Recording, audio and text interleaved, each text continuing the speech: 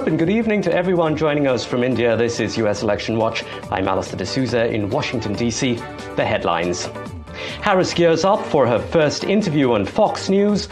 Trump says it's not worthwhile doing interviews on Fox.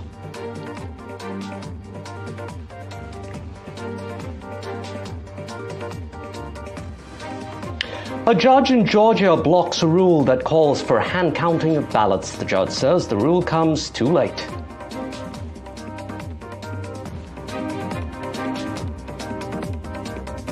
Elon Musk becomes a mega donor in the Trump campaign. Musk has donated $75 million to a PAC he created to campaign for Trump.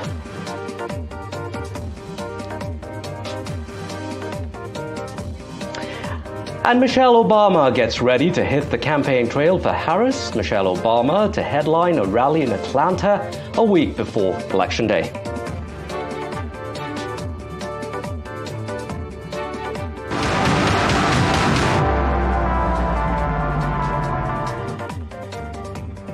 According to a new Reuters Ipsos poll, Democratic vice presidential candidate and vice president, of course, there, Kamala Harris, holds a marginal 3% point lead over Republican Donald Trump. Now, 45% for Harris versus 42% for Trump. More recently, Harris appears to be getting a boost from voters, picking her as the better candidate for healthcare and for handling political extremism. Now, voters also rate the U.S. economy as the top issue in the election and say Trump was the better economic steward. Now, Vice President Kamala Harris has agreed to do her first ever formal interview with Fox News this evening. The interview will take place near Philadelphia shortly before it airs at 6 p.m. Eastern. Harris is expected to be interviewed for about 25 to 30 minutes. Harris has appeared across a range of traditional and niche media outlets in recent weeks, but this one is different because it's on Fox News, seen as generally unfriendly towards Harris. Now, Trump has accused Harris of election desperation as she intensifies her media engagement just weeks before the presidential election. Let's get you now more on this story. We're joined by NDTV correspondent Natasha Israni in New York. Natasha, give us more on this interview. Anything on who will be doing this? Also, what's behind the thinking for Harris to appear on a right-wing media outlet? Wonderful to join you, Allister, and Brett Baier, who's the chief political anchor of Fox News and is a major host. He's been with the network for 27 years, is going to be doing the interview. Now, he is seen as less partisan than some of the other anchors that we see on Fox News. He's seen as someone who's more balanced in his approach, and that balanced in approach obviously also gets him a lot of criticism from the pro-Trump campaign and the pro-Trump supporters who think he may be too soft. So already there's criticism on social media, even before the interview has happened, that he may not come out as strongly on some questions to Kamala Harris. But he has gone on the record on various podcasts as well as his own social media accounts saying that he is going to have a very balanced and fair approach, and he is going to try and get answers to questions that he thinks American voters want to hear better answers on. This is likely to include immigration. It's definitely going to include the economy as well.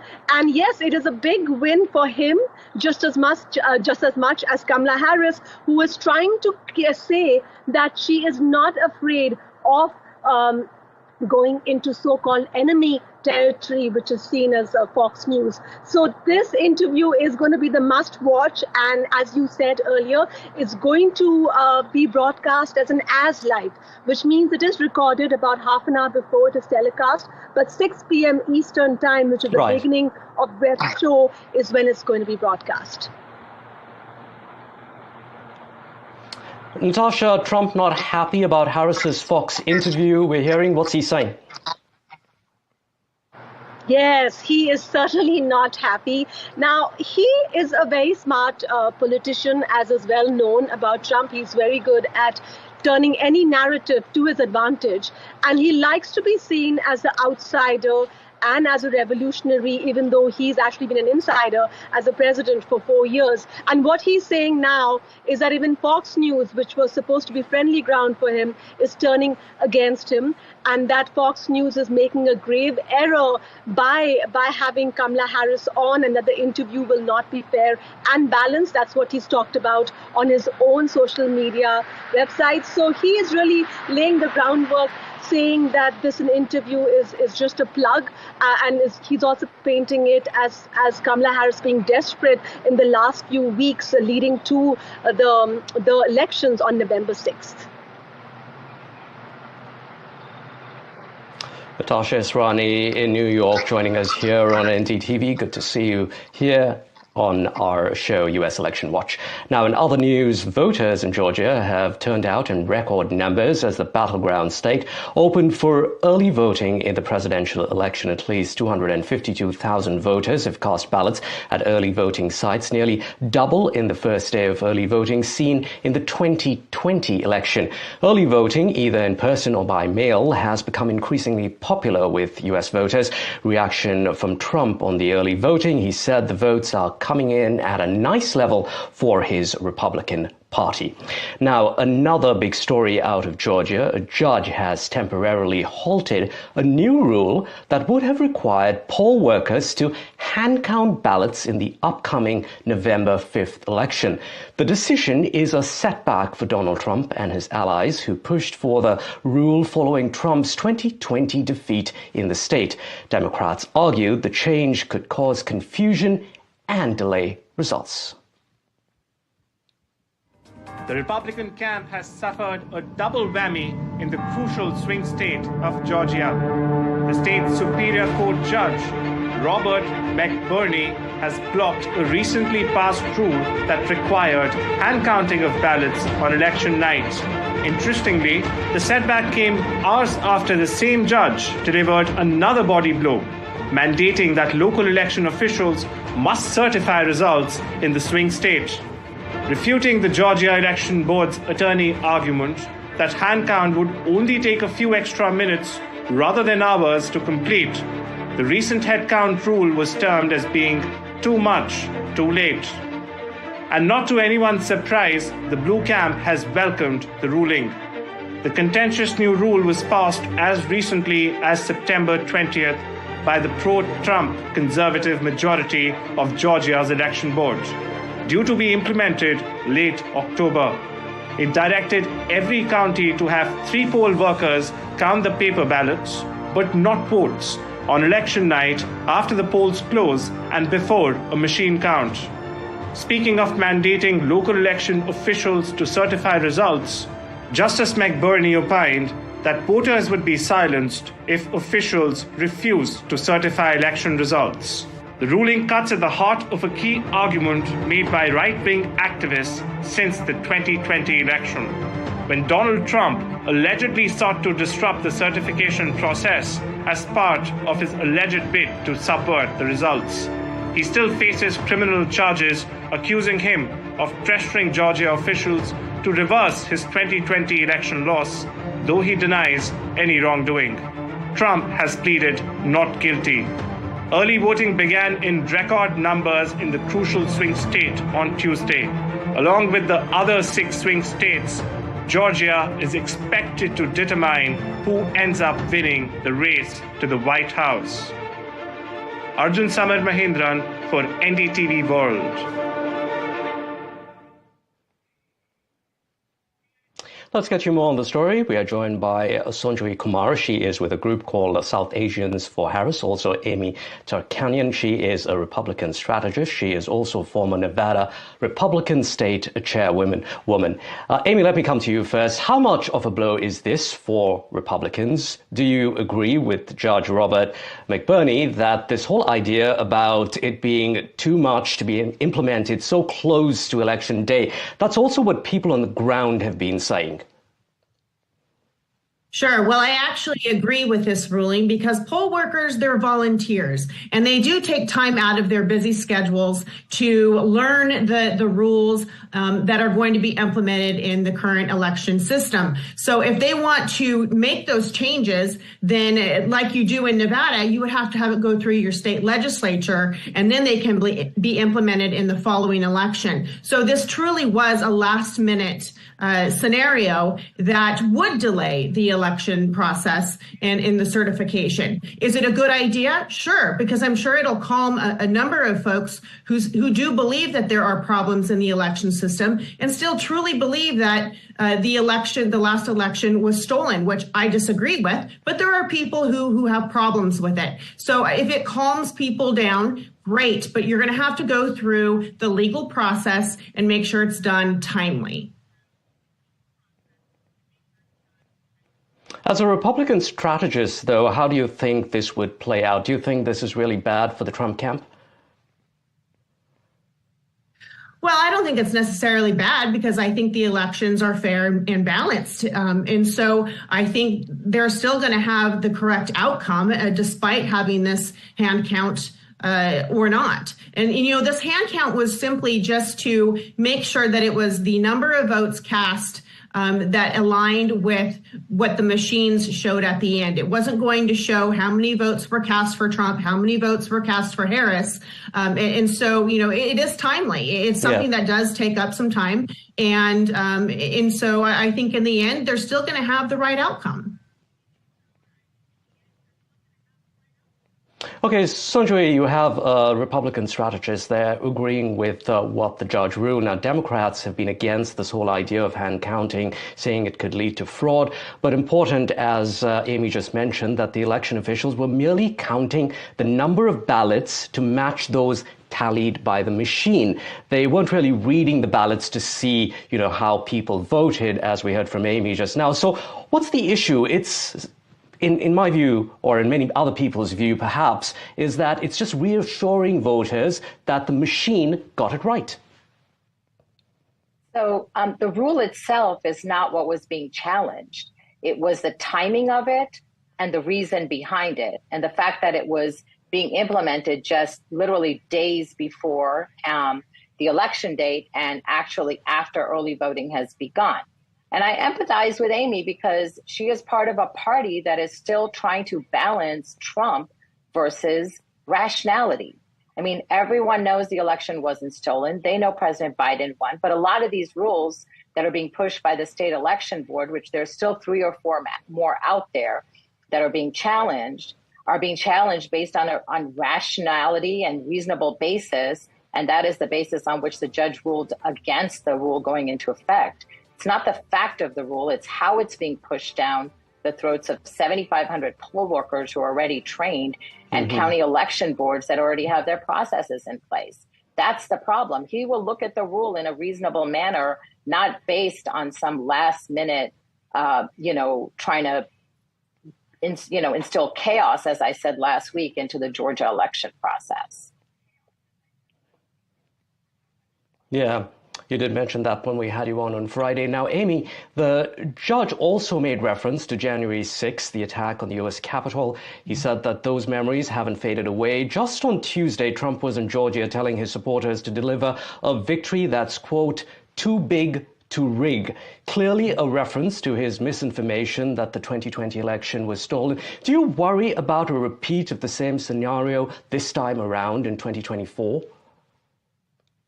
I do to some degree, and you use the word misinformation when this is clearly disinformation. Misinformation is accidental. Disinformation is intentional. And he knows that over and over and over again in the court of law, it was turned down and he lost in every case to show that there was systemic fraud, and it just wasn't that wasn't the case. And so he continues to push and peddle that message, and it trickles down to his followers that believe every word that he says, unfortunately, which leads to chaos, confusion. People don't trust the voting and election process, which I think is very dangerous.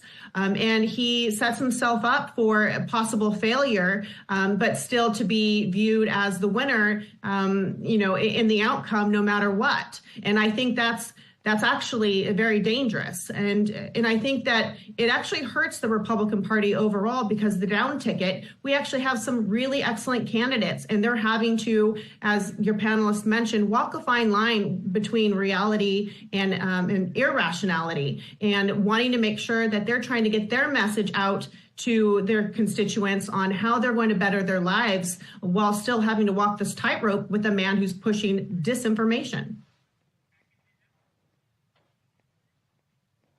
All right, Sanjay, you're a lawyer. What happens next with this case, do you think? An appeal? Where can this go? Any chance of the rule coming back into play and we end up actually seeing hand counting of ballots in Georgia after all? Yeah, I think, I'm not involved in the legal process, but it can be appealed in Georgia. Sure. A case goes from Fulton County Superior Court, would then go to the appellate court, and then ultimately the Supreme Court of Georgia. It could also, I guess, somebody could try to move it to federal court. There's different strategies. We really hope this is the end of it. We are very close to Election Day, as you already covered in the news. 328,000 something Georgians have already voted. This is, the first day of voting yesterday. This is not the time to start messing with the rules of the election or the counting process. It can be dealt with after the elections, and if it's a reasonable rule, it can go into effect. I want to mention that the Republican Secretary of State and Attorney General oppose this rule. It's just a handful of Trump supporters on the state election board that are pushing it. So we hope that it doesn't get appealed, But of course it could be appealed. And there are still a few more days till the election, so anything can happen. Sanjay and Amy, thank you so much for your time here on US Election Watch on NDTV. In other news now, California is solidly liberal. It's almost certain that Trump is set to lose in California. However, November 5th will also see Americans voting for their local representative who will play a role in national politics, meaning seats are up for grabs in the U.S. House of Representatives. Now, in 2022, in the midterm elections, Republicans took 4 seats in California. It was pivotal. That helped in seeing the House flip from Democratic control to Republicans. Now, one Indian American wants to make sure that the House firmly stays in Republican control. Vinay Kuruti is a Republican congressional candidate from California. He is hoping to win in a district that encompasses portions of Alameda County, which is part of the greater San Francisco Bay Area. Vinay was born in Hyderabad and earned a bachelor's degree from Osmania University in 1996. Thanks, Vinay, for your time here this morning on US Election Watch. Vinay, you have a real uphill battle when it comes to winning a heavily Democratic base in your district. Why did you decide to take on this fight? Allister, thank you, first of all, for having me on your show. I'm a first-generation immigrant, and I came here looking for the American dream. Like a lot of people, I found it, but I feel slowly it's slipping away. And like a lot of people, I was tired of being tired. We came here searching for the American dream to have a good life for ourselves, our families. To put it in the context of India, if India is the Janma Bhoomi, this is the Karma Bhoomi for us. And this is home. And home is always worth fighting for. Okay. When you see that, when you expect the law to work a certain way, and when it's not working, it's our duty to go back and then do the right thing. That's why I'm running for Congress. All right. Now, Vinay, you've said that you've come to the U.S., you actually came to the U.S. with nothing, and you've, of course, built a successful business in tech. How is Trump really good for business? Because he's talking about slapping tariffs of 20% on goods from other countries. It gets worse, 60% on all imports from China. How will any business that relies on competitive price products from, say, places like India survive? How do these tariffs really even make sense? I would say, there is a lot of misinformation and disinformation being spread on tariffs, right? So, for example, if you take US cars, when we export them to Europe, they slap 100% tariff on it. Local consumption and local production actually improves local economy. And especially like small businesses, they would be able to really scale higher and then be able to cater to local economy better than the tariffs. So, but many of the economists say that this will actually hurt small businesses. Certain sections or certain industries where there is this raw material imported from countries like China, they might see some challenges until the supply chain improves. Mm-hmm. But certain industries definitely are going to really benefit from this.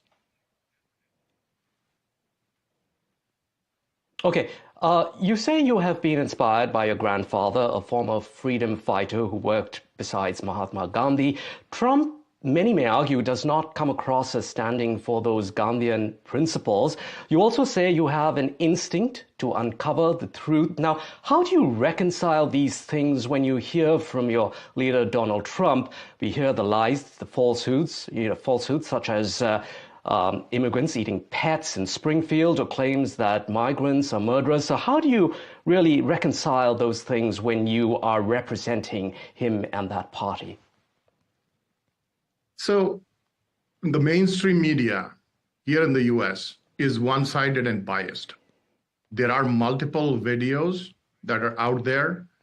There have been instances where we've seen migrant crime. Recently, it was today, just before I drove down here, there was a report in New York that 42% of all crimes in Manhattan is committed by illegal immigrants. So if you really follow the news, there is no disinformation. It's straightforward. When you allow unvetted people in the country, the crime is going to rise. They've let in a lot of people on the FBI's most wanted watch list into the country. And this is really, really bad for the country. And I really hope Trump keeps his promise of shutting it down and mass deportations on day one. So you agree with the mass deportations? I do agree with mass deportations. I, in fact, feel that there's got to be a legal immigration reform in this country. A lot of Indians or highly skilled workers come here, but they've been stuck in backlog for a long time. So according to Trump's latest plan. Yes, and just before I let you go, I want to talk about that legal immigration process or legal right to work here in the U.S. Reports say that ordinary workers in Silicon Valley, for example, many of them are Indians. They come here on H-1B visas. As you know, there's a long wait time. Many of them can't stay if they're fired or have to go back to their home country. Spouses can't work. If you are in office in U.S. Congress, what are the changes that you'd like to see on this front? So people on both sides, both Democratic and Republicans, never actually worked on this topic. So what I would do is be a champion for immigration reform and make sure that everyone stuck in the backlog is really taken care of.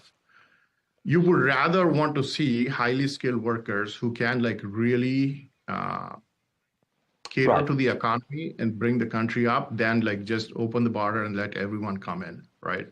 So this is one of the top things on my agenda. I'm going to lobby hard in a bipartisan way to get it done. Okay. Vinay, thanks very much for joining us here on U.S. Election Watch. Vinay there, a Republican candidate from California, hoping to win in the U.S. Congress. Now, Tesla CEO and ex-owner Elon Musk has given around $75 million to a political action committee he created to campaign for Donald Trump. The money was given for a period of 3 months. Musk's donations to America PAC propel him into the exclusive club of Republican mega donors. That's a list that also includes banking heir Timothy Mellon and casino billionaire Miriam Adelson.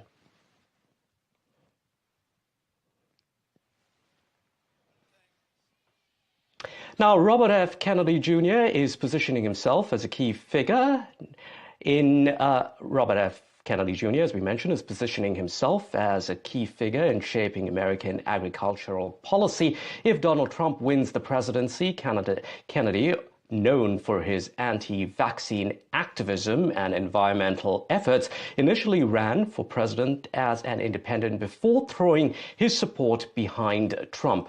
Recently, Kennedy posted a video outside the U.S. Department of Agriculture in Washington, hinting at his potential role in a second Trump administration. Trump himself praised Kennedy's ideas during a rally in Pennsylvania, saying, "We will make America healthy again, and RFK Jr. is the one to do it."